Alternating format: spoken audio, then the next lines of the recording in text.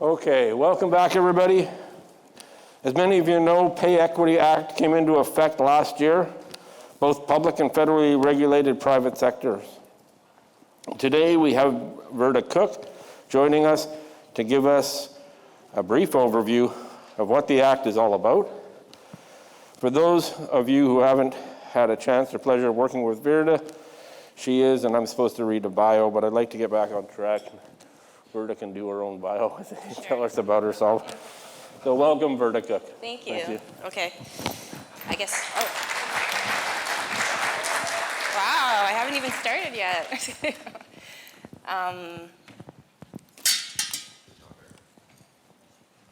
Okay. So hi, everybody. I have a mic, so I don't have to stand, I guess, at the podium. And my name is Verda Cook. I work for the PSAC, so it's great to be here with UCTE. And I've been working as a Pay Equity and Classification officer for the last 12 years in our negotiation section. So since this is a leadership conference and you're kind of all getting into the structures of the union, for classification we have officers for the PSAC that work in negotiation section, which is one section of the PSAC, and then we also have classification officers that work in the grievance section of PSAC. So I work in the negotiation section, and I've worked for a long time with UCT, actually, with classification in our airports, and also with Marine Atlantic was also a really big classification pay equity file we had over the years. So I was hoping that we could be a little bit more interactive. This is actually really impressive. I haven't been in a room this big since COVID, so it's great to see you all here. Is everybody kind of new to leadership at UCTE, or who's new to leadership here? Maybe not so much that guy over there. And so are we like half the room is kind of new and half the room has been around for a long time? Is that kind of the sense of it? Okay, well, it looks like a really good agenda, and I wish I was, here for the whole thing because everybody could use that kind of education.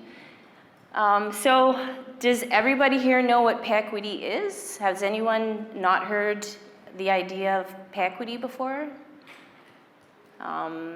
Is everybody really clear what pay equity means? I know it gets really confusing with pay equity and employment equity, and so okay, so I'm here just to talk about pay equity, which is different than employment equity. And does everybody know that there is a new federal Pay Equity Act? Who knows that? Let's do the who knows instead of the who doesn't know.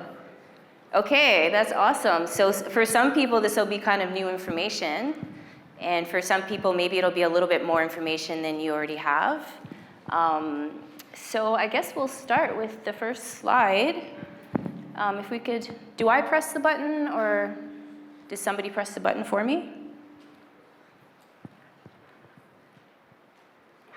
Do I press? Does this have something to do with it? I press, okay. I'm on vacation, by the way, so I'm kind of in a different mode, or we worked hard all year.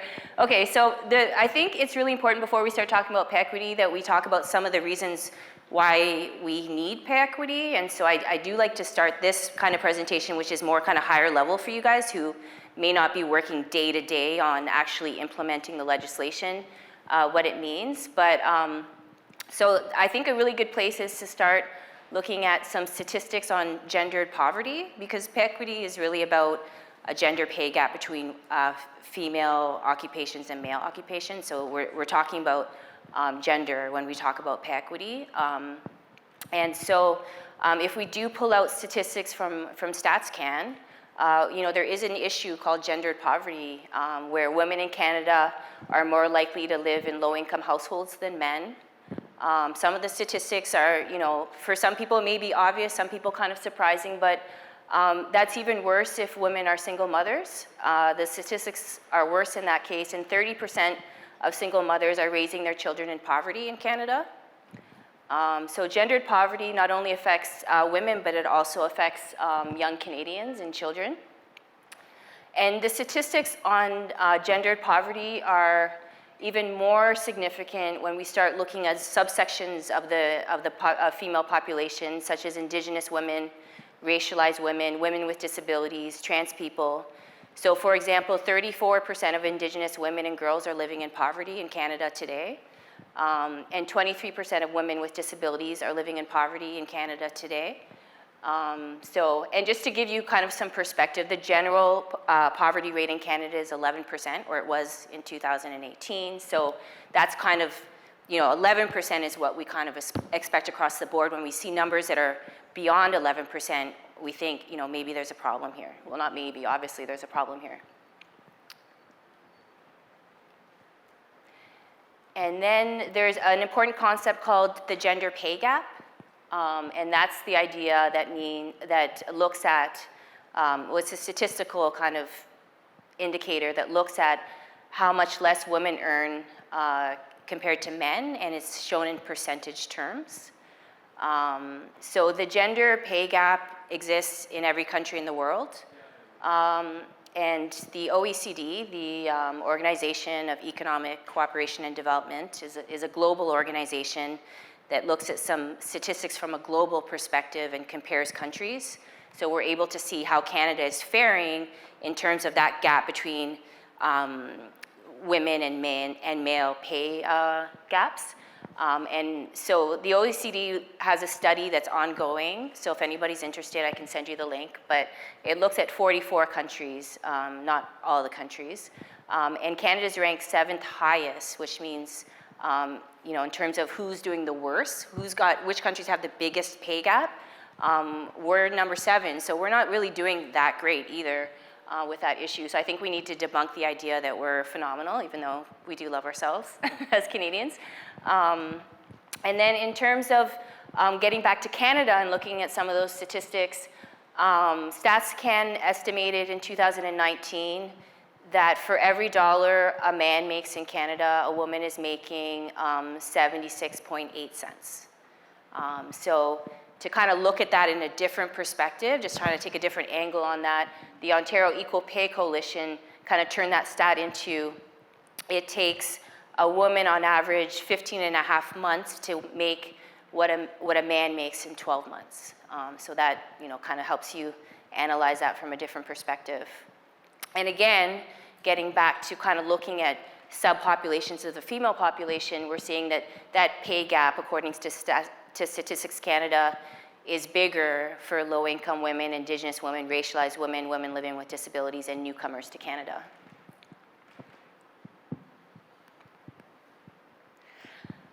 So then we get to the issue of why do we have this gender pay gap, right? Because, okay, we've established that we have it.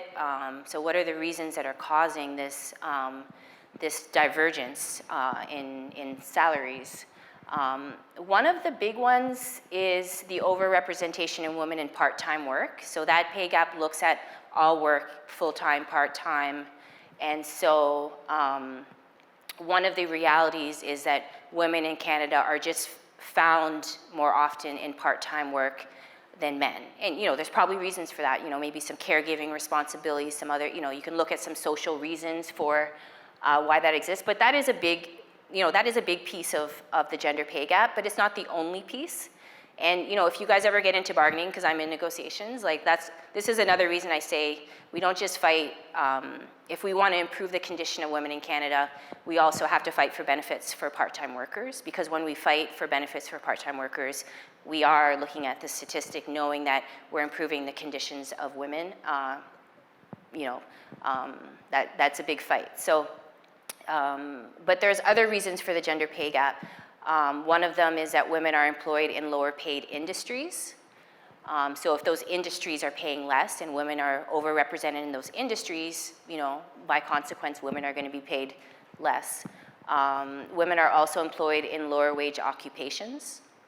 And traditional women's work has historically and still pays less than traditional men's work. And so some of those issues can be resolved through pay equity and classification work, because the classification piece of this, I don't know how many of you have been involved in job classification at your workplace? Yeah, so I'm seeing some, yes. And so when you get a gender neutral classification plan, that really helps to actually compare apples and oranges in terms of occupations, very different occupations, but figuring out if the value of those occupations is equal.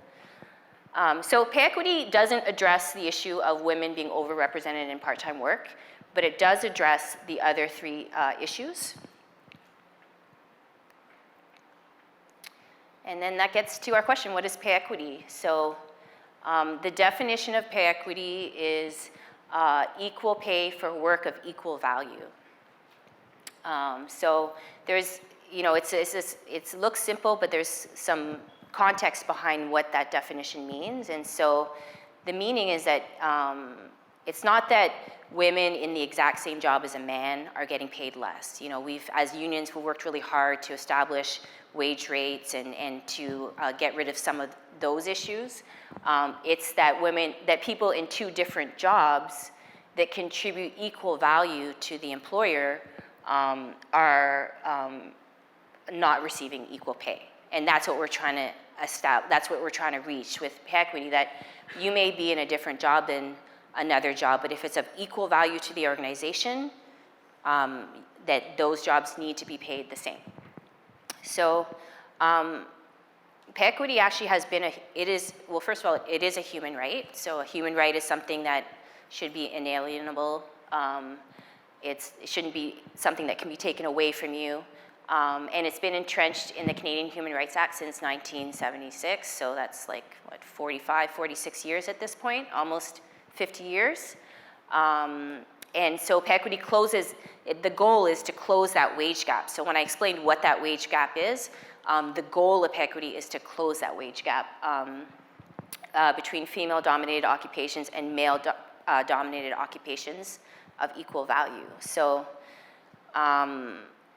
maybe I should explain what you see there. It says female-dominated occupations, and male-predominant means the same thing, male-dominant occupations and female-dominated occupations. So a lot of people, what we're actually looking for is, we're looking at occupations and we're looking for the percentages of females in those occupations. And that's how we establish if it's a female-dominant occupation or a male.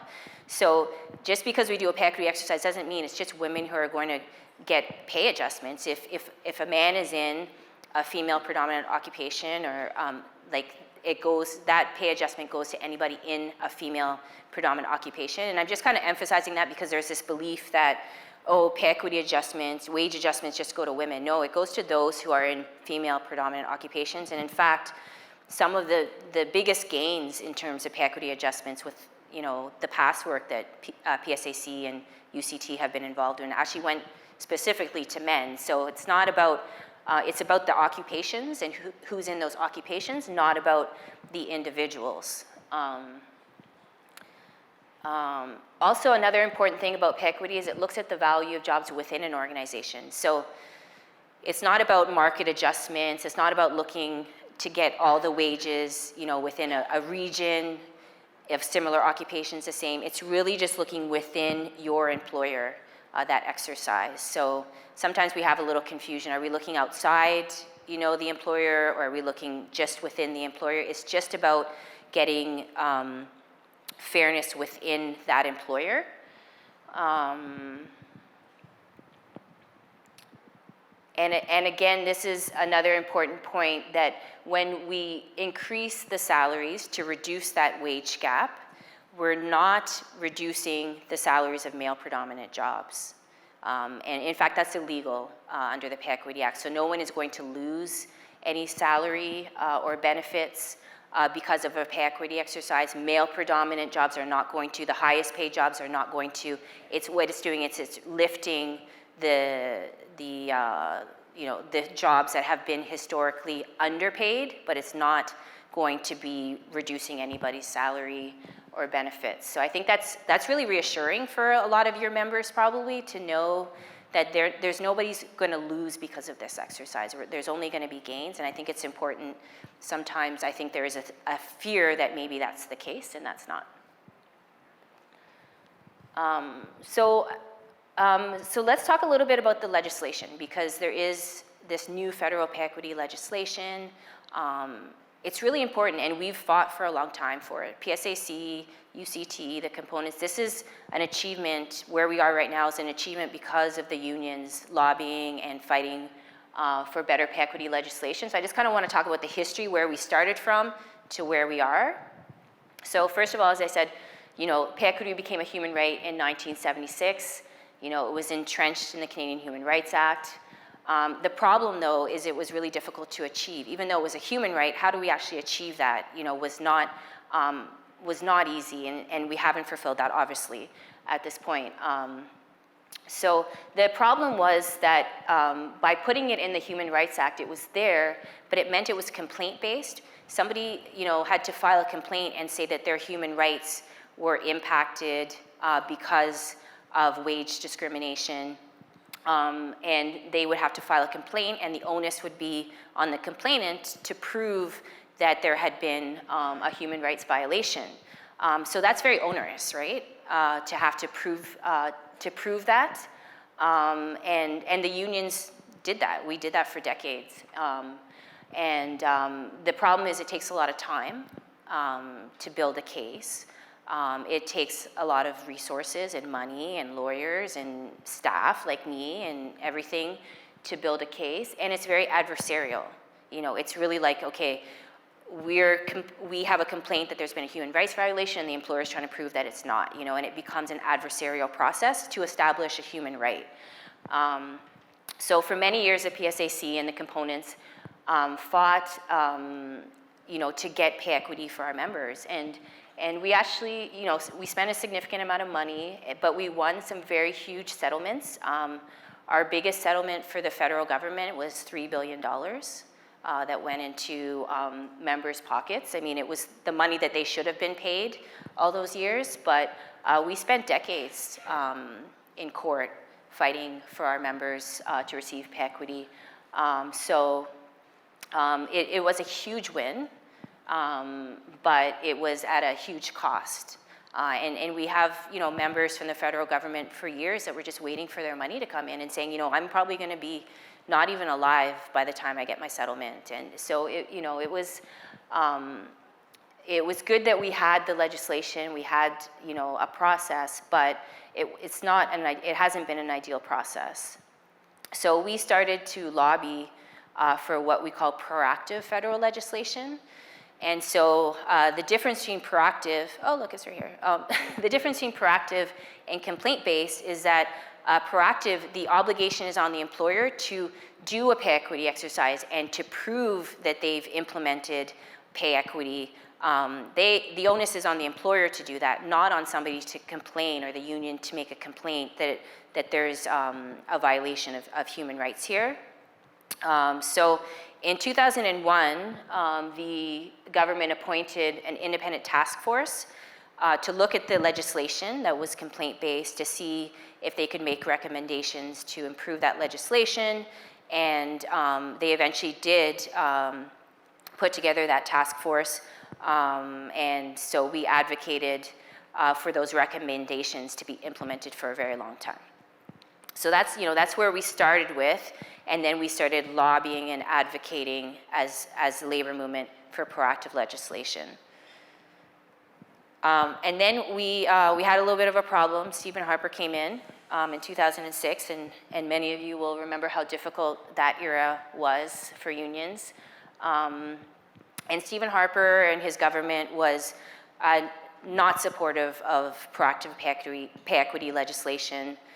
They thought it wasn't in the taxpayers' best interest to increase wages for those in female-dominant occupations that weren't being paid the same value, the same amount for work of equal value. And there was a lot going on at that time, including the overhaul of the old system, the enacting of a new act called the Public Sector Equitable Compensation Act that also had wage restraint legislation involved. And what PSAC did was demote pay equity to a bargaining issue. So it said, you have to bargain this. This isn't something that you have a right to. So, obviously we filed a charter challenge against that, but that's what PSAC brought in, and it removed an employee's right to file a human rights complaint. And it also increased the threshold to define a female predominant occupation to 70. So to say that a job is an occupation is female predominant, you'd have to have at least 70% of the incumbents in that occupation would have to be female.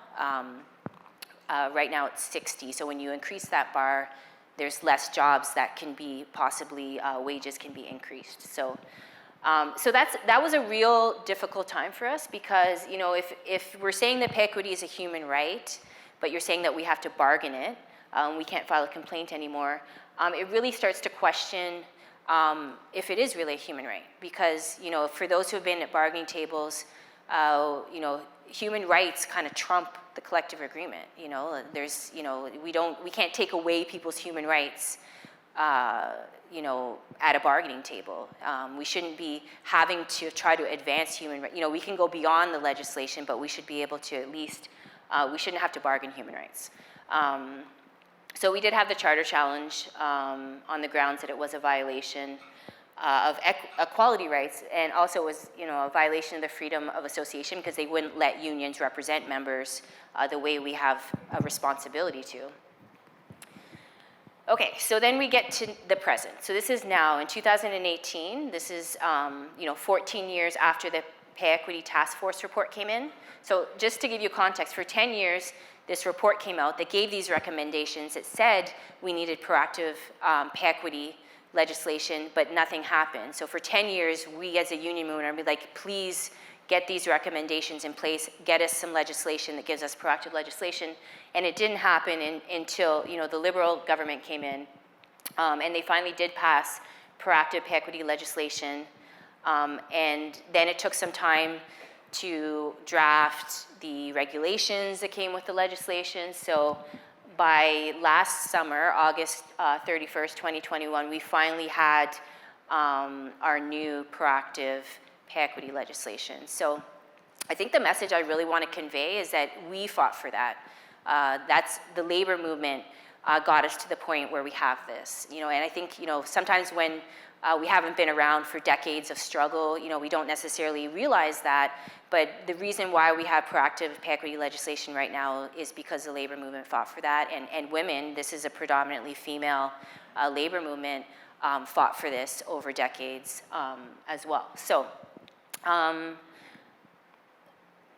just to explain what this act means, you know, we have a Human Rights Commission, but we now have a commissioner who's a pay equity commissioner. It's just responsible for ensuring that the Pay Equity Act is implemented.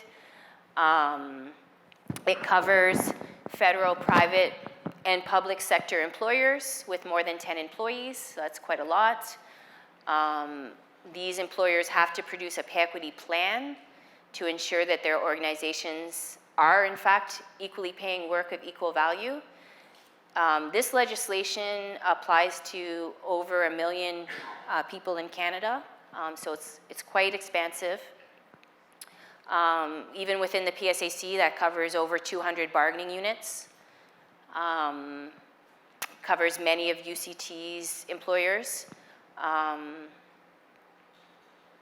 And so this plan has to be developed by each employer that falls under federal legislation by September 3rd, 2024. So that's, you know, in almost 2 years from now. So we're kind of getting this underway right now.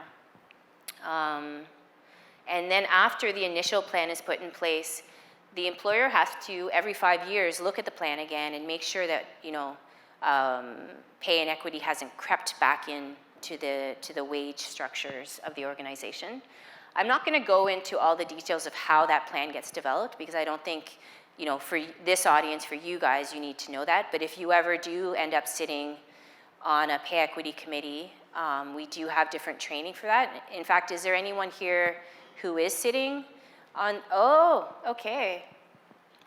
Keep your hands up. 1, 2, 3, 4, 5, 6, 7. 7. So that's, so you may have, I did give an earlier session and you may have been on that. And PSAC will continue to provide training for UCT members who are sitting on pay equity committees around the actual, you know, how to actually work on this committee and implement this process. So in terms of, the committee, it has to have, so this is what the Act says. The Act has some rules around, obviously has some rules around how this process is going to play out. The committees have to be 50% female. The committees are composed of employer reps, union reps, and unrepresented reps, right? We have our excluded employees as well.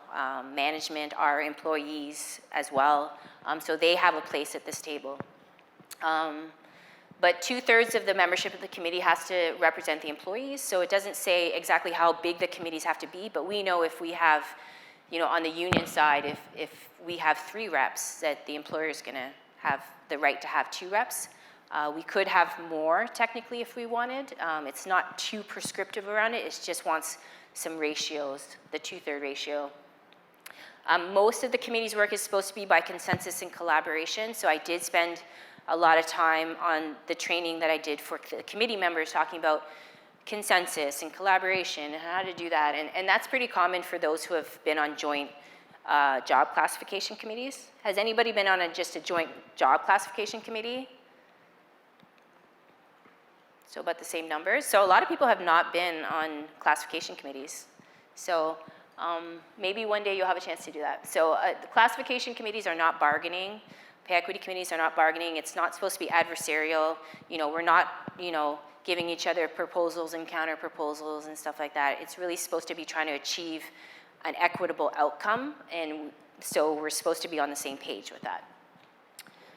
But if we're not able to reach consensus, then there has to be a process, and that is a vote. And one of the things PSAC is keeping an eye on is what the Act says is that the employer gets 1 vote and the employee groups get 1 vote. So, if you have UCT there, and then you may have other unions there, right? We're not always, we have some of our employers have multiple unions, and they'll be at the table with us. And then we have these unrepresented folks. And so all together, we are the employee group, and we only have 1 vote. And if we aren't able to make a decision on our vote, the employer gets to choose. So that puts a lot of onus on the union side and the employee side to figure out how to work together so that we're not spoiling our vote.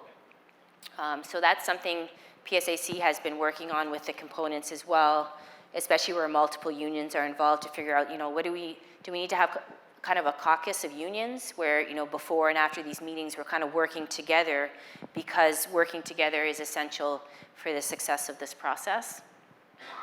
And as a side note, it's actually given us some opportunities to work with the other unions in our organization that, we don't always work well together, or sometimes we don't work together very much. This could be a great opportunity to develop more relationships with the other unions in our organization. So the committee's responsibilities pretty quickly are to develop that pay equity plan within 3 years, and that involves identifying job classes. So some jobs may be grouped together. They don't need to be evaluated each separately if they're similar enough. Once we have our list of job classes, we have to decide, is this a female predominant job or a male predominant job? So I talked a little bit about that. If the incumbents at this moment, the people who are currently in that job, if 60% plus are female, it's usually going to be a female predominant job, vice versa with the male. But the Act does allow us to look at like stereotypes of that job, historical trends with that job. And so, for instance, a job that's very commonly considered female predominant would be an administrative assistant. If it happens to be in your organization that there's actually more men in that job right now, the committee can say yes, but we know that traditionally this job has been considered a female predominant occupation, so let's decide to make this female. And that applies even more when it may be a job that just has 1 incumbent. So if a job just has 1 person in it, it can very quickly flip-flop between being a female predominant job and a male predominant job, but it may not be really indicative of the cultural understanding of that job. So, and then once we've kind of figured out, okay, these are our female jobs and these are our male jobs, we have to figure out the value of those jobs. So that's where that classification piece, for those who have done that before, you know, evaluating that job through our gender neutral classification plan. I don't think I'm going to go into all that. And then we kind of spit out of this evaluation process total points for this job so that we're able to compare apples and oranges, because we've brought it all down to total points, you know? So we're like, this job is 501 points, this job is 298 points, this job is 1,002 points. Okay, so we can say the jobs that are like between 1,000 and 1,010 points are of equal value. Are they getting paid the same? And then if we find that they're not getting paid the same, then the employer has an obligation to increase the wages of the jobs within the same bucket of value that I was talking about, like 1,000 to 1,010 points, let's say, like to increase the value of the jobs within that bucket that aren't getting paid as much as the highest job, and kind of increasing them. So that's how you reduce the gender pay gap. And so they have to put that into, the committee has to put that into kind of a plan. This is a summary of what we've done. This is what we've discovered. This is the adjustments. When I say adjustments, I mean money. This is the money that needs to be paid to these jobs. And they draft that plan. They post it in the workplace. There's a certain period of time that people can respond, and then it becomes official. The committee also has a responsibility to communicate with employees. So in your workplaces, if you guys are under federal legislation, you should be receiving communication from that committee along the way, and that's something you should all have access to. You should all be aware of what's happening at the Pay Equity Committee, what stage of the process they're in. And so there is not too many timelines in the Act, but there are some significant timelines. The first one is that, and that's already passed, last fall, November 1st, 2021, employers should have posted a notice in their workplace setting out its obligations, you know, to fulfill the Pay Equity Act, and letting you know that they're setting up the committee. So has anyone seen those notices? Put up your hand if you've seen it. I'm just trying to make it, I don't like talking to nobody. Okay, awesome. So I'm seeing more people, a lot of people have seen it, and you know, we would want to see almost everyone have seen it, although you know, there may be reasons you haven't, but that should have happened. That is their legal responsibility, and if you are curious and you haven't seen it, you can reach out to your HR department and ask about that. And then the next timeline isn't until the very end, in fact. It's, as I said, September 3rd, 2024, that pay equity plan should be completed. That process should be done by then. However, you know, employers are able to ask for extensions, and we're thinking more likely than not, given where we're seeing where PSAC is seeing processes right now with our employers, we expect to probably see requests for extensions. But the very next day after the pay equity plan is complete is when those adjustments are due to members, and that would be a change on your paycheck in the next kind of payroll period. And then the next year, the employers have to provide an annual statement to the Pay Equity Commissioner, say, you know, the process is complete, this is where we are, or we've changed the salaries of the jobs that were underrated, and we've completed the process. So, we do, as a union, have responsibilities under the Act as well, which is common. You know, I'm putting them here, although I have no belief that we would not be fulfilling these, because as I said, we've been the ones who have advocated and pushed for this. But unions cannot take reprisal against a person who enforces their rights under the Act, obviously. The Pay Equity Commissioner can issue an order against an employer or against a union for failing to comply with the Act. So we have responsibilities to say who our representatives on the committee are. You know, we can't just be delaying the process and making it hard to fulfill the obligations under the Act. We have to be active participants in this process. And there is a monetary penalty if we are found to be failing to comply with the Act, which is up to $50,000 depending on the size of the employer for non-compliance. But this non-compliance issue is really going to fall on the employer because the employer has a responsibility to be pushing this process forward. But technically, I think it's important to know that we are named in the Act to have responsibilities as well. So this is a really big topic, and it happens before the committees actually get established. Because right now, let me tell you what's happening. The notice went out, the employers are supposed to be setting up these committees, the unions are supposed to be telling the employer who our representatives are on these committees, and the committees are supposed to be starting their work. But there is, in the Act, the option of having multiple committees within one employer. So to say, okay, well, let's use Treasury Board because it's a big example. There's multiple unions within Treasury Board. We think it makes more sense, instead of having one big plan and evaluating all the jobs within Treasury Board and making sure that they're all being compared to each other and we have full and universal pay equity across the board for all Treasury Board employees. There is the option of saying, let's have multiple plans. So let's break up the employees, most likely usually by unions. Okay, let's have our PIPS employee union members under one plan. Let's have our PSAC members under another plan. Let's have the excluded employees under another plan. And we'll have a committee for each plan. And so what the committee is looking at now is not the full employer, like not all the employees within the employer, but a subsection. The consequence of that means that you won't have pay equity across the whole organization. You'll only have pay equity within that subgroup. And so a lot of employers are pushing for that because it's an expensive process and there's a lot of risk involved in this. It's not clear how much employers are going to have to pay out.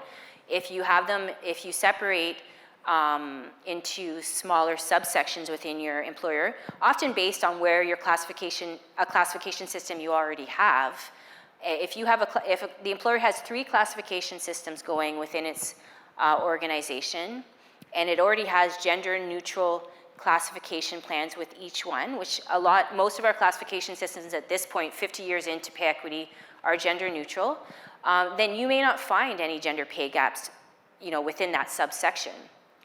So it's a bit of risk mitigation to try to have multiple plans because you could feel more assured that you're not going to see huge pay gaps versus for the first time going universally across your organization and comparing all jobs.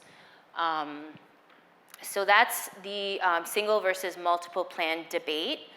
The Act, however, presumes that each employer will be doing a single plan because that's how you achieve true pay equity to be universal and compare all jobs.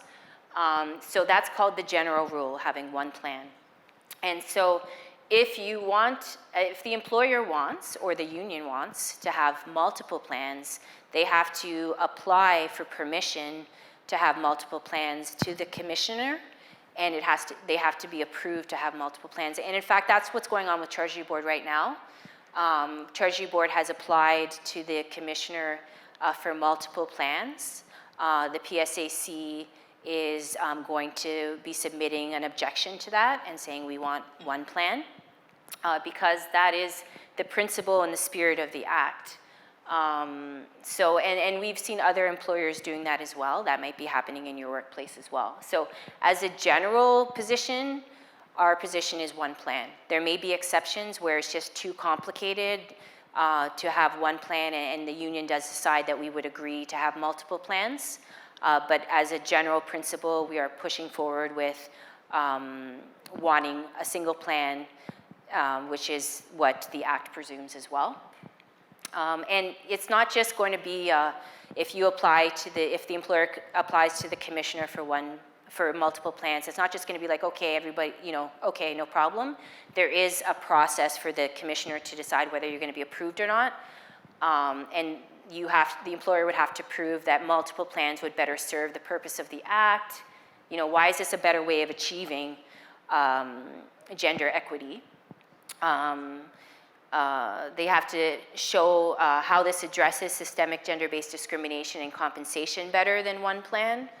And they also have to show that female job classes would not be negatively affected by using multiple plans. So they do have to jump certain hoops to prove that they're not just trying to go to multiple plans as a way of mitigating their risk and reducing the payouts that they may need to be providing to those in female predominant occupations that have been undervalued. So this thing gets resolved usually before the committee gets established. So it's kind of part of a pre-launching stage of these committees getting established. So we do find that this is holding up the process a little bit. It's definitely going to be holding up the Treasury Board process. And it's likely going to be holding up other employers too, if the employer is insisting that they want to go ahead and get permission to have multiple plans. Some employers are not. I've dealt with employers that the unions have said, no way, we want one plan. We want to be compared to that higher level group, job class group, and we want to know if our jobs have been undervalued in comparison to those jobs. And some employers have been like, okay, fine, we'll go ahead with one plan. We're not going to fight it if the unions are really against it. In terms of getting the committees established, you kind of need to know how many committees you're going to have. We are saying, as a union, start the committee on the presumption of one committee, and we can discuss it at the committee level. But to do multiple plans, I think the important point is they need permission by the commissioner. This is all new, by the way, right, as we said. So a lot of this is we're in real time here trying to figure out how it's all going to play out. And so we're watching the commissioner to see, how's the commissioner going to rule on these things? And the Treasury Board obviously is going to be the big one. Are they going to be approved or not? Are they going to be able to prove that multiple plans is really the best way of addressing systemic gender-based discrimination or not? So that's to be seen in the next few months. And then in terms of the pay equity payouts, so they're called adjustments, but it's money. We just always find another way of saying it, right? Payouts, adjustments.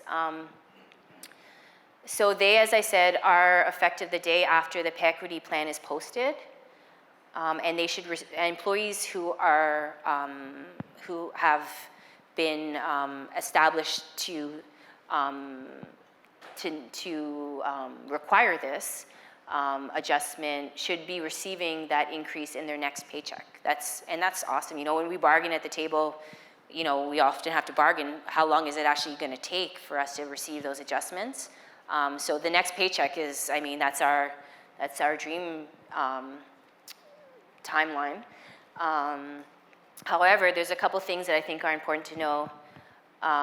There is an ability to phase in those wage increases, but that's only if for the employer the increases add up to more than 1% of total annual payroll from the previous year, which would be 2023. So some employers may be eligible to phase in their increases just because it's a lot. It's a big increase to their salary bucket.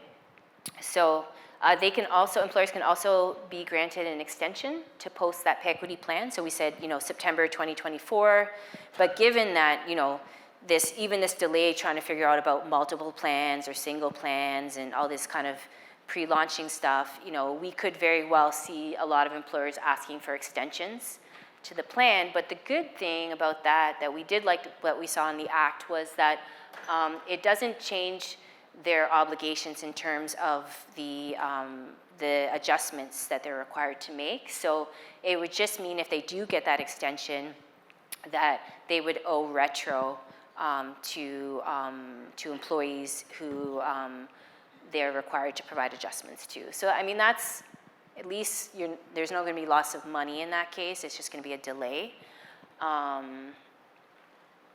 and it's owed to former employees too. So if you leave the organization, because of the length of time that this takes, that's quite a possibility, you would still be entitled to that adjustment. And then I think this is the last one. There's a lot of questions, how does pay equity and collective bargaining work together? We bargain wages at the table, but then there's this other process, this other pay equity process that's also increasing wages, and how does that work? And so I can't say, like I said, this is all real time, so we haven't really gotten to this point yet, but the Act does speak about this a bit. So first of all, because pay equity is a human right, we do know that human rights trump collective agreements. So it's just similar to minimum wage. If minimum wage goes up, the collective agreements change as a result. We don't need to bargain that. So it's kind of similar to that. So when there are pay equity adjustments, I don't know if it's going to be a reopener. Each organization is going to have to decide how they want to approach it, but we know that the wages that are in the plan, if they're above the wages that are in your collective agreement, you are making what's in the plan, not what's in your collective agreement. The commission does want to establish that they're separate, but in reality, I'm sure that pay equity is going to be on the minds of employers and unions when we're at the bargaining table, and I've seen that because I also do negotiations, so I know that employers are kind of like, well, there's a whole nother process at play right now with wages, we need to, it's gonna, I think, probably make them a little bit more cautious, but it's, to say that they're separate doesn't mean that the parties aren't thinking, right? Again, any pay equity increases will form part of the collective agreement going forward. And we have this pay equity maintenance process every 5 years that's supposed to correct any pay inequities that get bargained into agreements. So so that's good to know that there's kind of a corrective process. So I think you continue to bargain, and we bargain the way we bargain, and we bargain for salary increases all the way around and as high as we can get them. But we do know if we have bargained increases that impact those in male predominant jobs more than females, and through the bargaining process end up with kind of increasing that gap again, we do know that there's a maintenance process every 5 years that will look at that gap and allow those jobs that have kind of fallen back again to be lifted up. So in a way, as we bargain those higher jobs, we're also going to be establishing we're going to be establishing a rate of pay that other jobs of equal value will have to meet as well, like other female jobs will have to meet. So I think we just go into bargaining and continue to do what we do. And then there is a corrective process every 5 years under the Pay Equity Act. And it's an ongoing process. Until this act changes, this maintenance process happens every 5 years into infinitum. So that's kind of all we can say about collective bargaining and pay equity, but I think as the years go on, we'll have a lot more analysis of how it's actually, how they've kind of worked together, or any challenges or benefits, so. And I think that's it. I've lost track of time. Questions and answers, or are we? Are there any questions for now? I'm sure there's a lot. Let me premise it. I'm sure there's a lot of questions. We have time for a couple questions. So the staff is giving me mean looks here because I didn't prep them for that. So, but thanks for them. Good day. So we'll look over there. I want to know, if you bargain and settle before September 24th, do you have to wait 5 years? Sorry, repeat that. If you bargain? If you bargain your collective agreement, yeah, which ours is coming up soon, and you settled, like close enough, before September 24th, do you have to wait 5 years to settle someone's situation that doesn't get paid enough?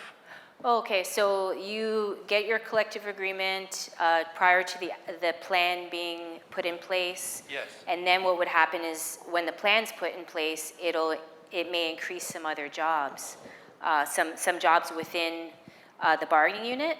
So those would go up, and then you would probably be back at the bargaining table before the maintenance process comes. So it's kind of go like this. So well, like if we're looking at this now, and like we're settled in 6 months, shouldn't it be taken care of like immediately afterwards?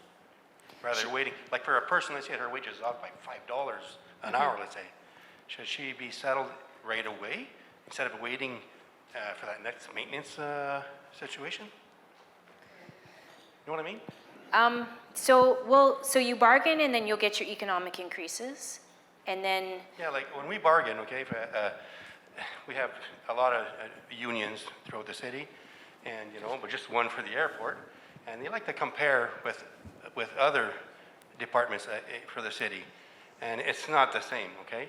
And they can keep the wages for one person down, and we'll be fighting for one person, a female, okay, to get it increase, a better increase, because it's not fair. Now, if we settle in, let's say in December, and it says here you have to be done by the 24th of, or the 3rd of September, 2024, can we get this done like sooner for the person to have it right away? Even though we signed our contract?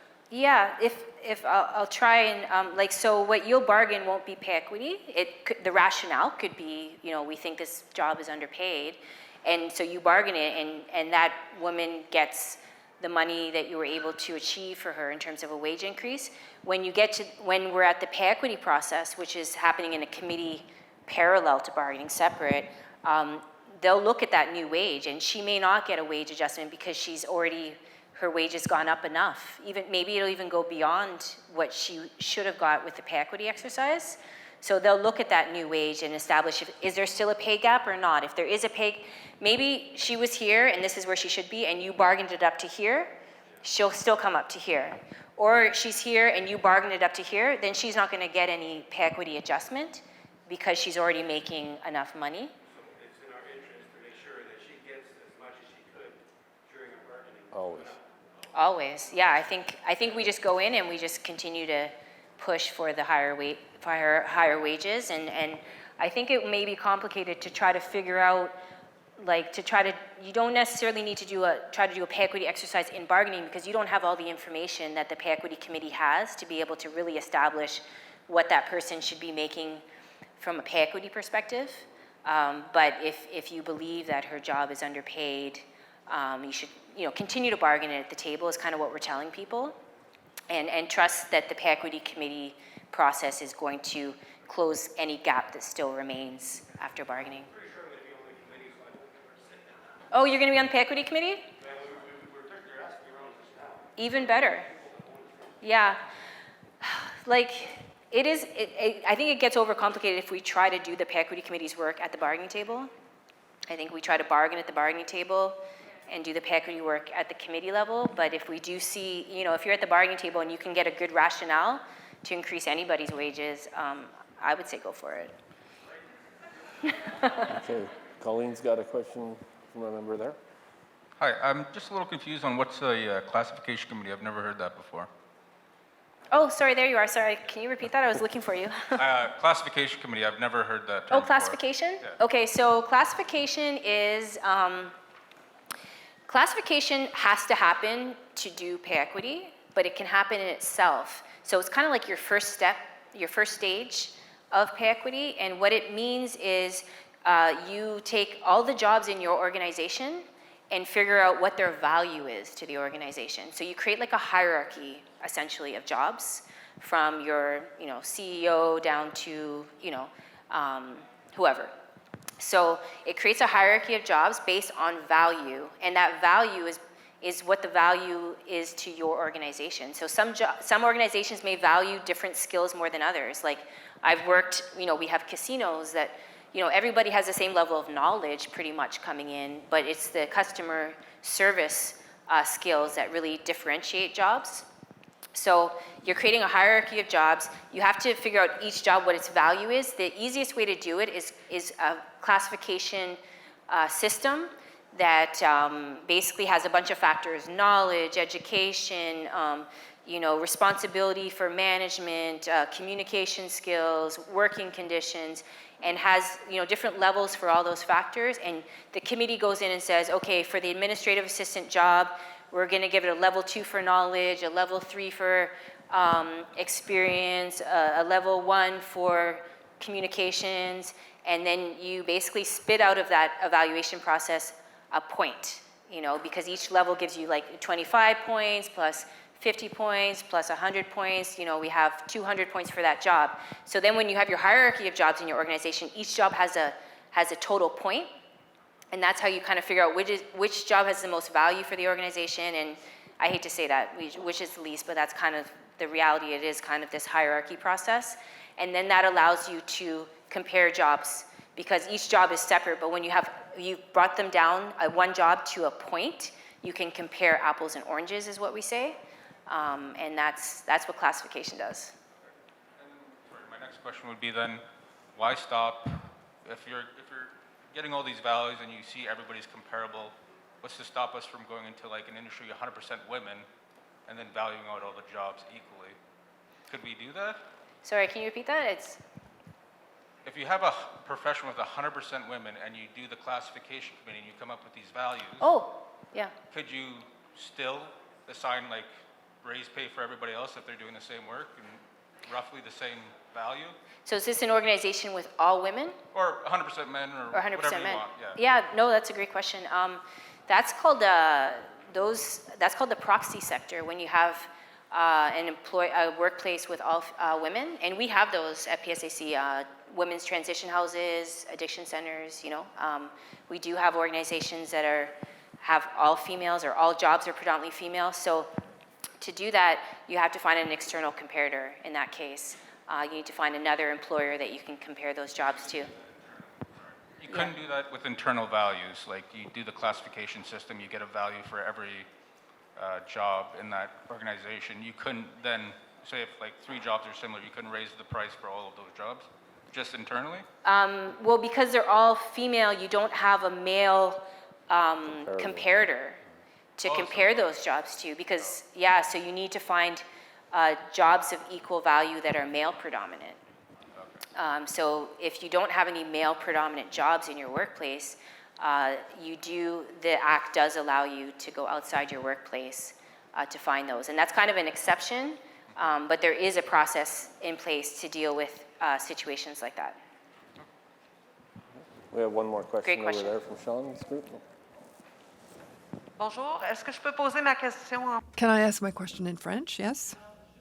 So I'd like to know, you said that on September 4th, 2024, there'll probably be a retroactive payment if the salary was considered to be lower, and that the retroactivation will go to what point?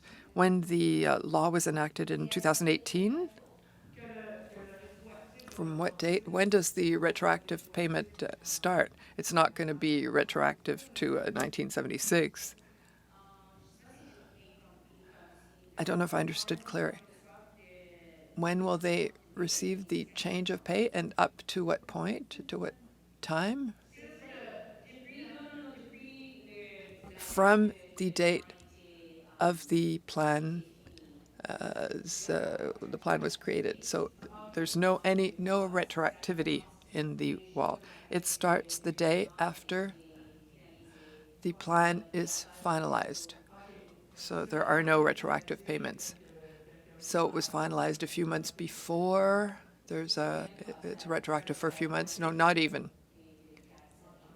It would start on September 4th. But if there's a delay in terms of finalizing the plan, the people will have it retroactive back to September 3rd. Hi. Just Hi. had a question on the gender pay gap. With some departments, the EX1 minus EX1. Sorry, can you just speak up a little bit? Oh, sorry. It's okay. Regarding the gender pay gap statistic, with some EX1, minus 2 at the X level, they tend to be more female predominant. How does the statistic kind of capture that? I'm sorry, I'm having problems with like the sound back here. I don't know if it's masks or Maybe it's my mask, actually. speaker, but sorry. Is that better? Yeah, it is, yeah. Yeah, my question was about the gender pay gap Yeah. statistic. Some departments or some directorates, the -1, -2 below EX levels tend to be more female predominant, like some HR departments and some crewing departments. How does that statistic capture that? Well, the gender pay gap is a very kind of universal statistic. It's not based on a specific employer. It's the concept of the differential between male wages and female wages in a percentage term. So are you talking specifically about Treasury Board? Across the board? And how does it reflect on what? The overall statistic of? Just the pay gap, the gender pay gap. How does Yeah. it reflect to the overall? I think I'm missing a part of that question. Oh, the gender pay gap, like overall, how do those skews kind of affect the statistic overall? Well, each employer has to look at their organization and establish a wage, look to see if there's a wage gap within their organization, and they do that by putting value on each job within the organization, every job in the organization, and then once they establish which jobs are of equal value, they have to look at, like if you want to get into the technicalities, they create a male line of jobs, you know, wages versus value, and create kind of points along a system and create a male wage line. And then they create a female wage line. And usually you'll find in every organization that the female wage line is below the male wage line. And so you're able to see, well, you know, if your horizontal line is value and your vertical one is wages, you can compare. That's where your gap is. That's it right here. So all these jobs are 200 points, let's say, so they're of equal value, but we see the male predominant job is getting a higher wage than the female at the 200 point moment, and that's your wage gap. So does that make sense? It actually does, because you've expressed it in absolute terms, and I think it kind of, the bottom denominator is that there is a difference. Yes, so it's going to be different for each employer, but the idea is you need to establish value that's comparable, and then you need to compare that with wages. And when you establish a male line and a female line of value and wages, you're able to kind of monetize that. Thanks very much, appreciate that. And it gets more complicated. We haven't gone into all, like the methodology of it all. If you're interested, the information is out there on the Human Rights Commission page, if you are interested, because there's different methodologies that can be chosen to close that gap. There's averaging methodology, there's pure just move those female jobs up to the male line. There's different methodology that can be used that would be in compliance with the Act.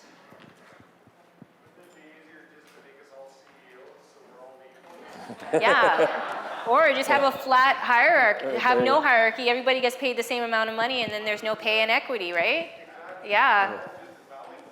Yeah. Okay. On I agree. that wonderful note, we've taken up a lot of Verda's vacation time, and we'd like to acknowledge and appreciate the fact that she's taken time from her vacation to be here with us and give us this. And I know there's lots of questions, and I'd like to be able to keep going, but we need to get to lunch. Everyone's looking a little hungry, but thank you to Verda for taking your time. I appreciate it. Have fun. Now, our next quick agenda item was going to be Chris Allward as a keynote speaker. Chris isn't unable to attend. Why are you running it?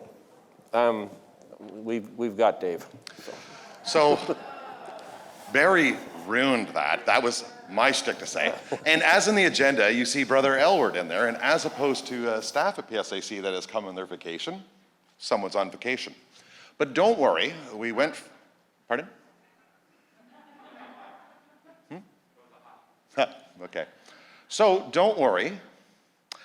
We went to the executive vice president at PSAC, but they're not available. So I'm kind of glad, because quite honestly, I was supposed to read out this bio that looked about 3 pages long, and frankly, I would even bored myself. So Christine, our last national president, taught me something very important before I got elected as president. It's called the chair's clock or something like that. So we're going for early lunch. We're going to be back at what time? 1:20?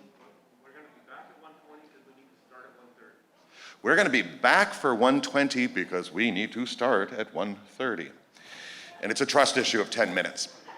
So have a good lunch.